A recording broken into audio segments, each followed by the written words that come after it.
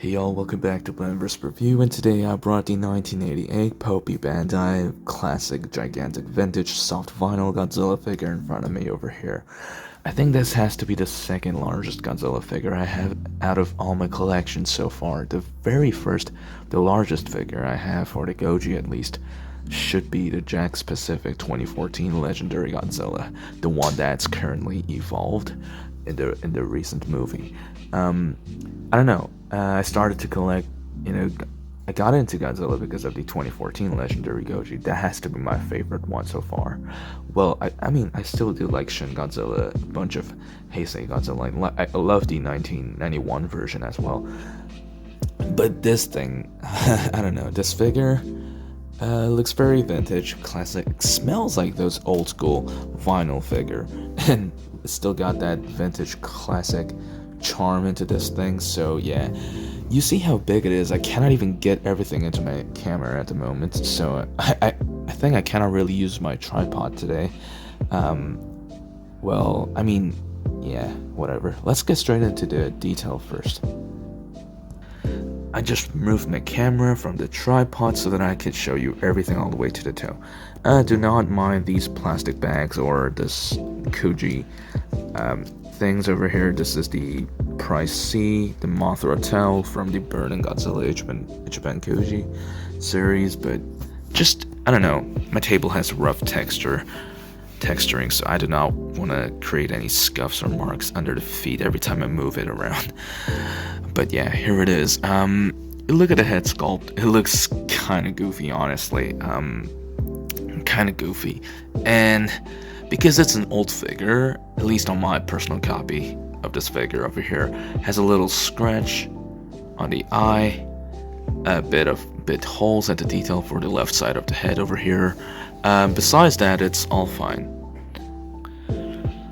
So yeah, generally, like, it's not like Legendary Godzilla that it doesn't have those edgy kind of look. It has more of those classic Godzilla looking, like, very rounded shape head over here. You look inside the mouth. The painting's actually poorly done, at least on my figurine. Not everything is painted properly for the tongue and all.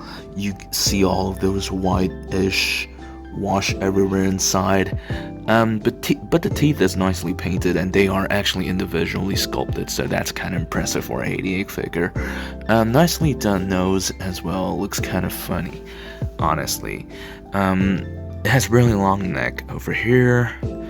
Gigantic arm, really nice. When I first received this figure a couple days ago, it was way too dusty. It was really disgusting. Like, this, it smelled horrible. I mean, obviously this thing smells even without the dust because it's an old figure, especially the fact that it's a vinyl figure. But I gave it a 1 hour wash with a toothbrush with some mixture of soap and somewhat hot water, and yeah. And I brought this guy inside a tub. Obviously the tail came separated, disassembled, so it was much easier to wash all of this thing, but at the same time it was really difficult because it's just a massive figure. But here it is. Obviously there are some scuffs. It's an old figure. It's definitely fine for me though. Silver wash on the chest area. Look at it from the front. You see how big the thigh is? Like, holy shit. It's pretty cool though. What I'm a little bit disappointed about this figure though, for my figure at least, this feet, it kind of floats from the table or from the floor, either way, wherever it's standing. You see it, the feet's not completely like standing on the table or anywhere that I put this guy onto.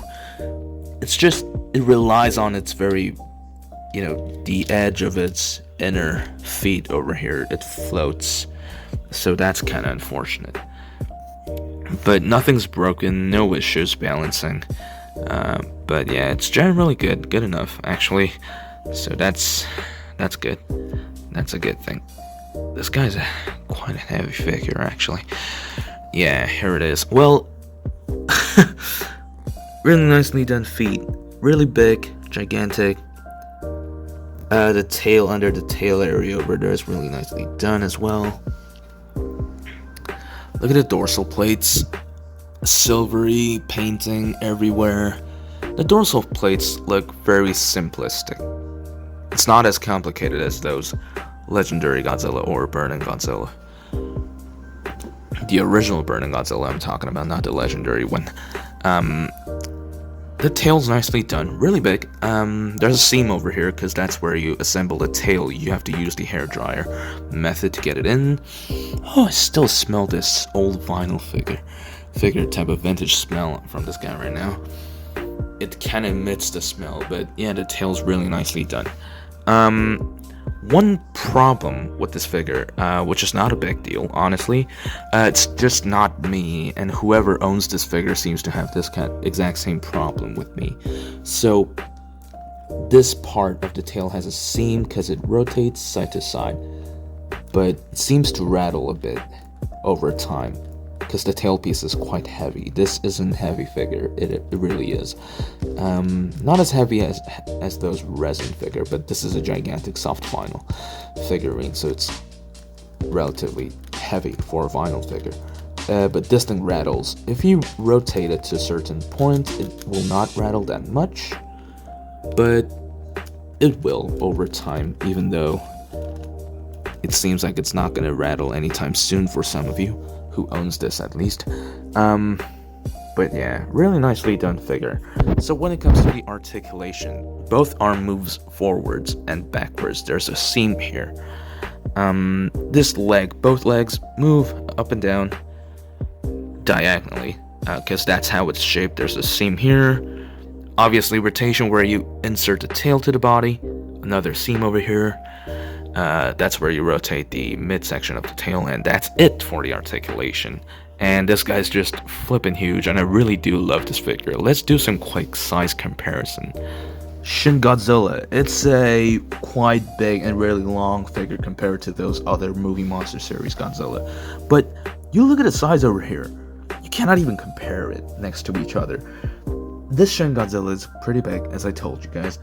But this thing is something else. I really wish I had my Jakks-Pacific 2014 version of the Legendary Goji with me right now. I just don't have it with me at the moment to compare it, but pretty sure this is slightly smaller than the Jakks-Pacific one. But yeah, this is like 84 or like 86. Oh, no, it was like 85 centimeters long from the head to the tail. That's nearly a meter. That is just massive, and this is a massive figure. I really do recommend it though if you do not have it. Not sure about those people who live in the States. This thing cost way, it's overpriced in eBay, so I got it way cheaper than like whatever the price is on eBay. I got it through Mercury, the Japanese secondhand website, and I used an agent similar to BANDAI, things like that, but I used local agent to get this guy shipped to my door.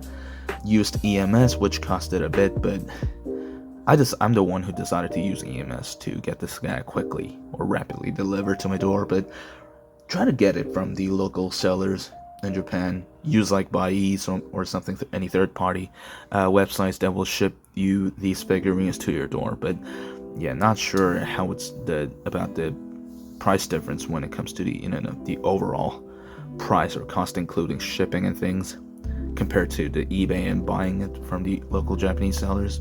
They probably might be similar in any ways, but yeah, have to do more research on that since I'm not a person who live in the States. But yeah, anyways guys, thanks for watching. We'll come back with another review.